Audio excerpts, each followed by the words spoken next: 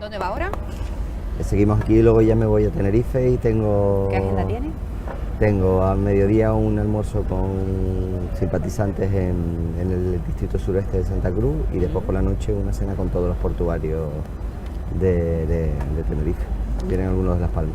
¿Descansa el domingo? ¿El lunes? No, porque tiene consejo de gobierno, me imagino, no, ya No tengo empata. agenda, no empato, perdón. Estamos ante unas elecciones europeas, nacionales, autonómicas y locales. Presidente, buenos días. Muy buenos días.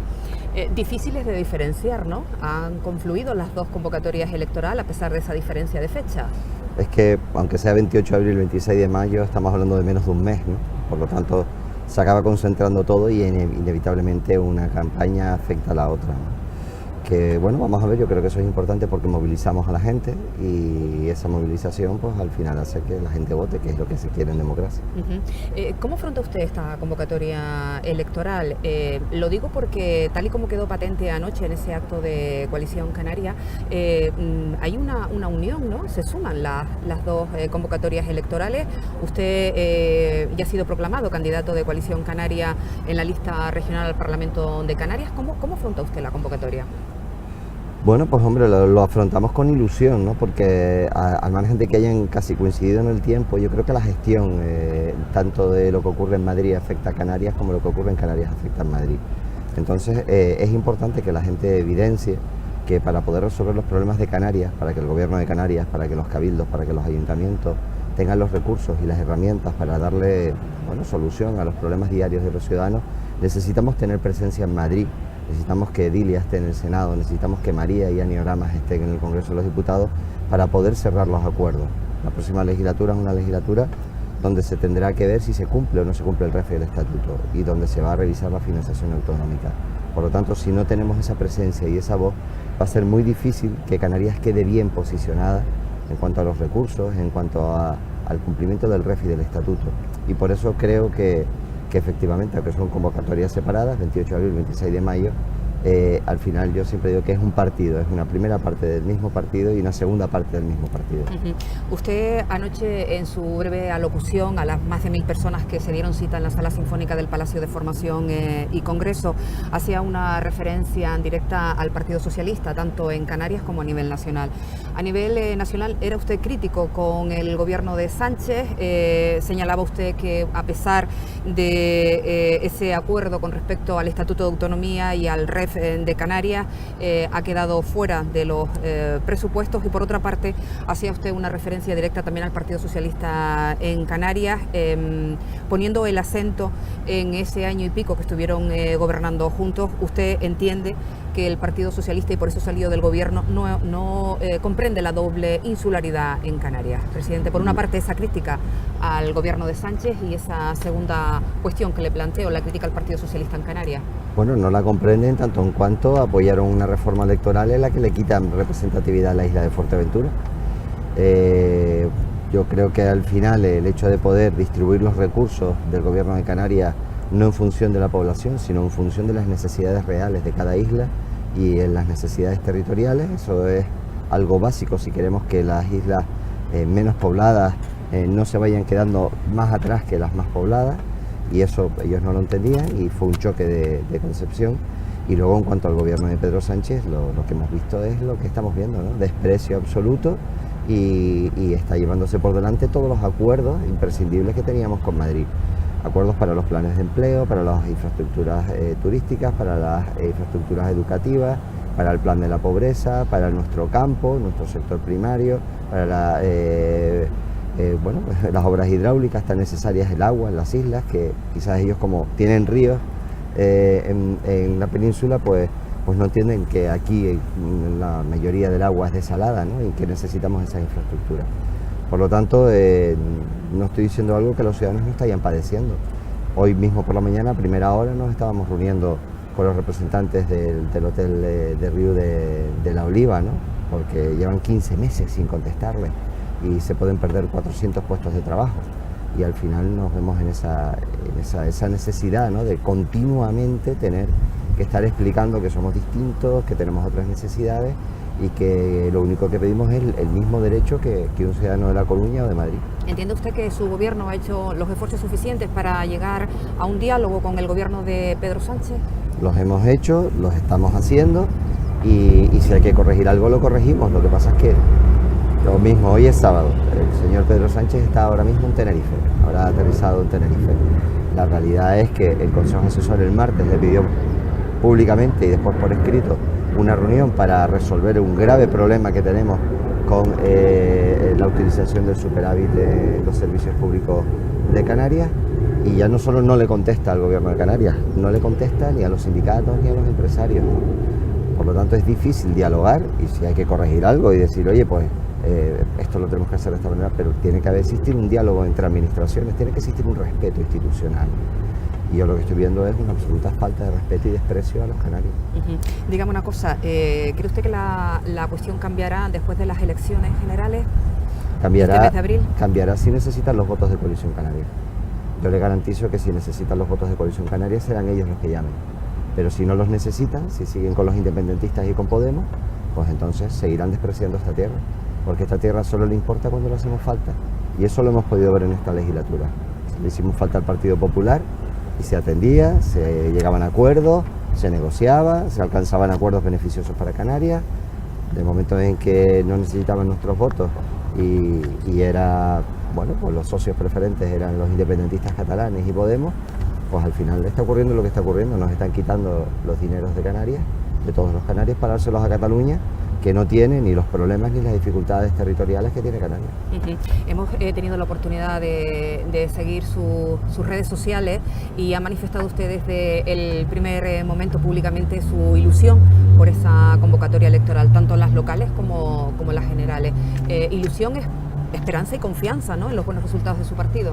Esperanza y confianza no solo en el buen resultado del partido, sino en que este pueblo canario despierte, ¿no?, y al final entienda que esto nos lo hacen a nosotros porque no tenemos hombres y mujeres en el Congreso de los Diputados y en el Senado libres para defender Canarias. Esto no se lo hacen al País Vasco, porque el País Vasco tiene 5 diputados, el PNV.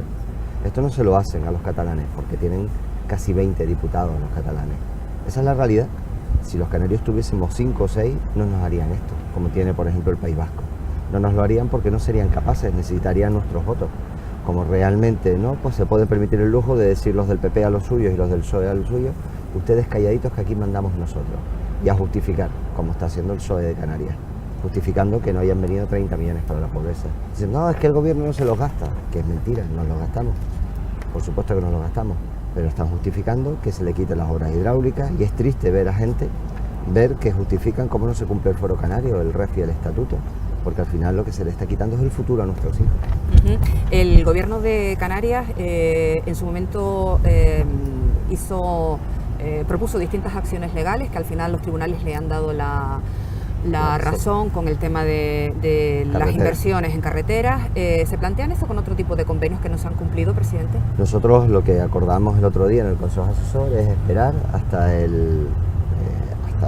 finales 27, 28 de abril, que es cuando se celebran las elecciones, porque después el gobierno entra en funciones y no va a poder corregir el agravio del REF, el agravio del superávit, y a partir de ahí, si no se cumple, pues nos veremos en la obligación de acudir a los tribunales.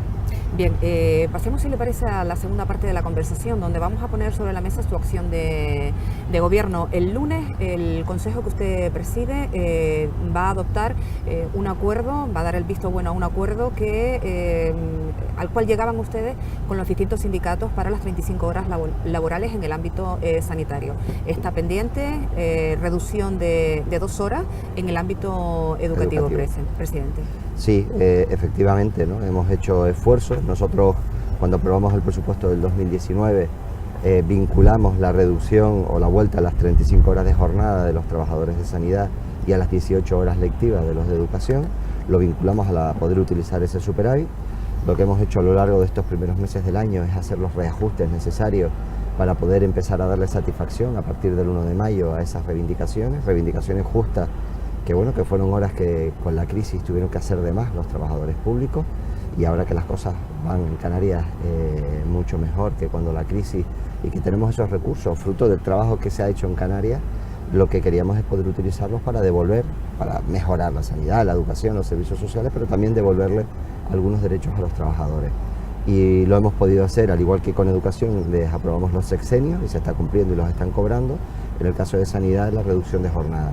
Y queda la reducción de las 2 horas, como usted bien dice, de educación, y estamos a la espera de que el señor Pedro Sánchez nos reciba, si es que nos recibe hoy o mañana, y si no, pues obviamente articularemos los recursos necesarios para poder dar cumplimiento y cumplir con los trabajadores de educación. Bien, ¿tiene usted prevista reunión con el presidente Sánchez? La hemos ¿Está pedido. incluida en su agenda? No, porque no nos ha dado el día y la hora. Llevo desde el 20 de diciembre esperando. Recuérdense, os quiero recordar que el 25 de octubre me reuní, que el 25 de octubre el presidente me dijo que se iba a firmar todo antes del 30 de noviembre. No fue así, no se firmó nada sin un convenio, que es el de infraestructuras turísticas en su momento para el año 2018, no se ha firmado el del 19, y a partir y a la vista de que no llegaban los recursos, y de hecho se perdieron o se quedó el Estado para Cataluña 327 millones de euros de los canarios, pues el 20 de diciembre le mandé una carta e he intentado contactar con él. Hasta el día de hoy no he obtenido ninguna respuesta. ¿A qué cree usted que obedece esa situación, presidente? Yo creo que obedece simplemente a desprecio a los canarios, no a mí ni al gobierno de Canarias, porque al final yo lo llamo porque represento a 2.200.000 canarios, ¿no? No necesitan nuestro voto, y por eso en enero, cuando apruebo el presupuesto, pues la realidad es que ignoran todos los convenios que había con Canarias, ¿no? Y sin embargo nos vuelven a poner en el último lugar de inversión del Estado y colocan a Cataluña y a Valencia en los primeros puestos. Esa es una realidad con la que los canarios deben darse cuenta, ¿no? de que si necesitasen esos votos, les garantizo que estarían llamando y estarían atendiendo, y cuando se piden reuniones se darían reuniones. Dígame una cosa, en caso de que tenga usted la oportunidad de reunirse con el presidente Sánchez, ¿qué temas pondría sobre la mesa? El principal es la utilización del superávit, los 1.000 millones que dicen. Nosotros sabemos que son 300, los otros obedecen a la sentencia de carreteras, que tuvimos que acudir a los tribunales y que ganamos y que nos dio el Supremo la razón. Y ellos, a pesar de que hemos presentado un incidente de ejecución en la Audiencia Nacional, ellos han dicho que, primero, que nos quitan 400 millones de euros de esa sentencia porque sí, porque ellos quieren, y por otro lado, la computan al superávit para no poder gastarlo ni en carreteras ni en nada, ¿no? Sino devolvérselo a los bancos. Ese es el asunto que los sindicatos empresarios y el gobierno le quiere poner sobre la mesa al señor Sánchez para corregirlo, y además le vamos a llevar la solución. Y la solución es un Real Decreto Ley que hemos hecho y elaborado nosotros, que él solo tiene que llevar al Consejo de Ministros. Si nos da la oportunidad, ese borrador lo tiene tanto los sindicatos como los empresarios ya, si nos da la oportunidad se lo diremos y esperaremos que se comprometa. Si no, pues bueno, sabremos lo que piensa el señor Sánchez de los canarios. Quería preguntarle por distintas cuestiones que a lo largo de estas últimas horas hemos visto en los medios de comunicación regionales y que también afectan a los más de 100.000 habitantes de esta isla. Hacemos referencia, si le parece a usted, en su alocución de la pasada noche, vuelvo a ella, destacaba a distintos miembros de su gobierno, entre ellos el señor Baltar, presidente. Su mandato acaba, bueno, pues en nada. Y no sé si en el ámbito sanitario usted cree que se podría haber hecho más. Sí, siempre se puede hacer más, si hubiésemos tenido más recursos, ¿no? Pero creo que las principales reivindicaciones de los majoreros han sido atendidas, ¿no? Han sido atendidas después de que cambiamos de consejero. Porque yo quiero recordar aquí que el Partido Socialista y Jesús Morera, que era el consejero anterior, no quería hacer la obra del búnker, entendía que no era necesaria, no quería ni resolvió los problemas de los profesionales y de los especialistas, ni desde luego tenía sacadas distintas obras de ambulatorios y centros de salud por toda la geografía de Fuerteventura. Creo que se podía haber hecho más si lo hubiésemos podido agilizar desde el principio. No fue posible. Con la salida del consejero socialista y la llegada de José Manuel Baltar, hemos conseguido resolver y licitar y sacar adelante proyectos que venían demandando, ¿no? Incluso las propias dietas de los traslados, ¿no? Que era, pues bueno, la verdad es que de vergüenza, y que se han podido corregir. En el ámbito social, la ley de servicios sociales, usted ha mostrado su satisfacción por el acuerdo alcanzado tanto en el Parlamento de Canarias como con las organizaciones del llamado tercer sector. Sí, creo que era una ley que tenía que haber salido antes, que desgraciadamente no fue así. El gobierno la introdujo en el Parlamento hace más de un año, pero bueno, los grupos parlamentarios quisieron trabajarla y bienestar. Lo que quiero decir es que permitió que se saliese con unanimidad. Es una ley que reconoce derechos, es una ley que es ahora mismo la más moderna y la más avanzada de toda España, y ha sido un trabajo conjunto del tercer sector, en este caso con el Gobierno de Canarias y con las distintas fuerzas parlamentarias. Fíjate si le dábamos importancia que ya sin tenerla aprobada en el presupuesto pusimos una partida de 56 millones de euros para poder empezar a aplicarla, porque las leyes, si no llevan fichas financieras, al final son intenciones, pero no son realidades. Y lo que hemos podido ver en estos meses con el sector es que ya se están empezando a aplicar esos recursos y que desde luego ya están empezando a ver sus efectos, y lo que es más importante, nos hemos hecho un planning de incorporar 55 millones de euros más cada año hasta llegar a los 275 que tenemos cifrado en el año 5 de aplicación de la ley, ¿no? Los reglamentos, ya vamos a poder empezar a pagar el servicio al coste efectivo, que eso era muy importante. Teníamos plazas concertadas que no se estaban pagando en su coste real, y la verdad es que es uno de los aspectos, una de las reformas estructurales, junto con el estatuto, el REF, la propia ley del suelo, que hicimos o que dijimos que íbamos a poner en marcha al principio de la legislatura, y que lo hemos cumplido.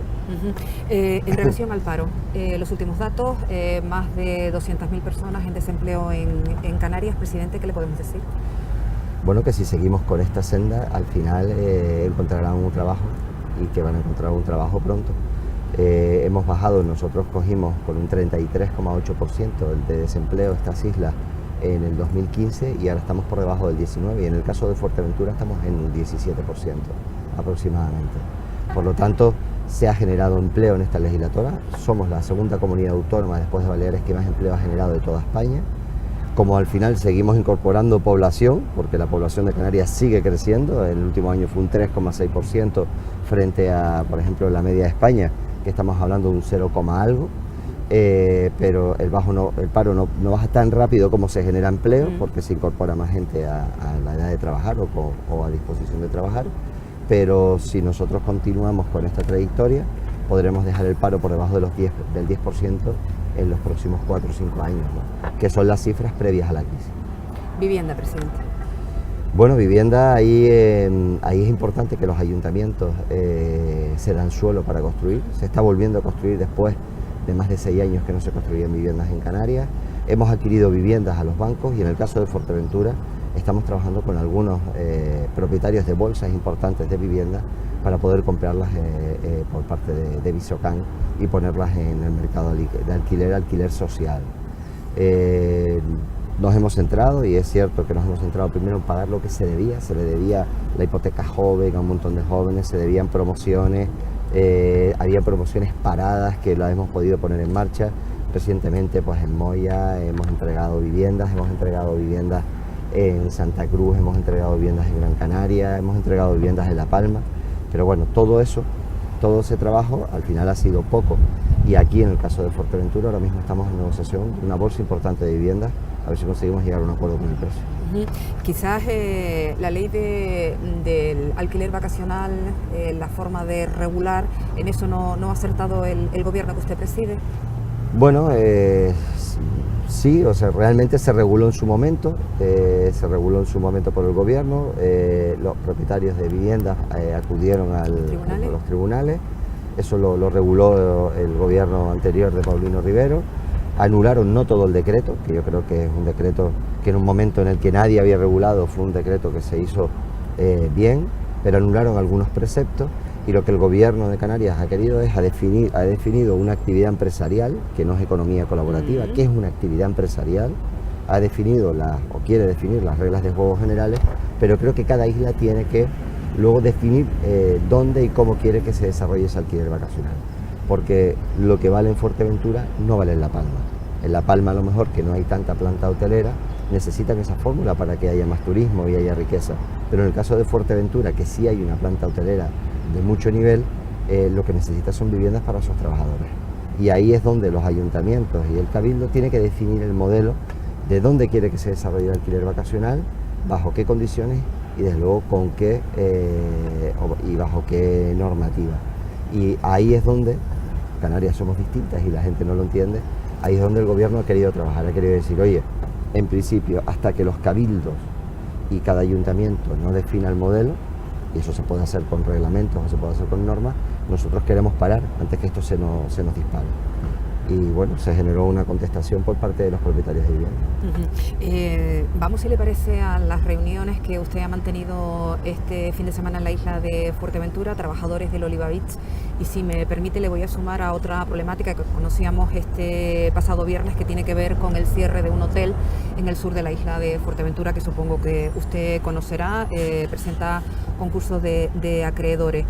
¿No vienen bien dadas en el ámbito turístico, presidente?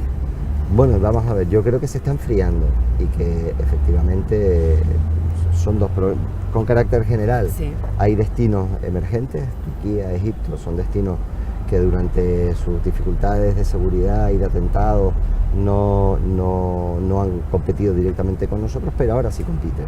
Y por lo tanto tenemos que tener mucho cuidado porque efectivamente, o sea, la bajada de reservas puede empezar a hacer peligrar la viabilidad de algunas empresas en Fuerteventura, en Lanzarote y en Canarias. En el caso concreto de Oliva Beach, estamos hablando de, una vez más, un silencio por respuesta de la Administración del Estado, del Gobierno de España, y eso está poniendo en peligro 400 puestos de trabajo y sobre todo un hotel en el que se van a invertir 40 millones de euros, ¿no? Nadie está diciendo que se le tenga que dar la licencia porque sí, simplemente que se le conteste. Si la licencia que se ha solicitado tiene alguna dificultad, pues que por supuesto la empresa lo corrija, plantee el nuevo proyecto y que se le dé la licencia. Pero tienen que comenzar las obras antes de noviembre, porque es que si no, esos trabajadores se van a ir todos a la calle, ¿no? Y nos hemos reunido con los representantes de los trabajadores, primero para mediar. Vamos a solicitar nosotros esa reunión en Costas en Madrid, a la que iremos acompañados del Cabildo con Edilia y del Ayuntamiento con su alcalde Isaí y con los trabajadores y la empresa también, para ver qué problema hay y si se puede dar la licencia de manera inmediata para que la empresa pueda trabajar. Y en el caso del cierre, pues bueno, seguramente no es solo porque haya bajado el número de reservas, seguramente también tiene que ver cómo se ha planteado el modelo, a qué tipo de tour operador, pero sí es cierto que ya se vislumbra en el horizonte una desaceleración. Y por eso es tan importante que tengamos esos convenios con el Estado, esa financiación garantizada, ese estatuto y ese REF, porque nuestra gente puede volver a pasarlo mal, ¿no? Y no nos hemos recuperado de la crisis aún. Presidente, gracias por atender a Radio Sintonía, muchísimas gracias y nos encontramos en otra ocasión. Muchísimas gracias a ustedes, un placer. Gracias.